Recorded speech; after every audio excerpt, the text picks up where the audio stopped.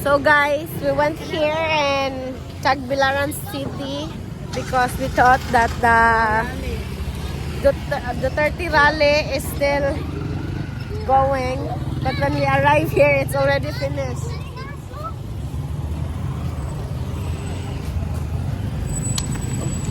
So let's see what we can find there.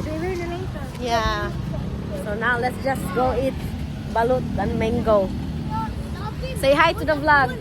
Duterte rally. Go, go, go. Go Duterte. Solid Duterte supporter here. Tatay Digong, we love you. Yeah. So the rally was here earlier. So many people here. Like full of people.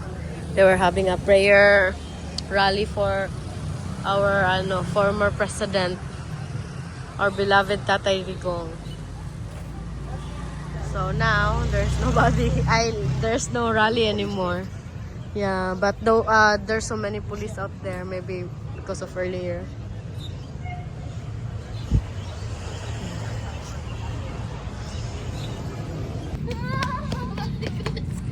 Oh, the kids are playing here.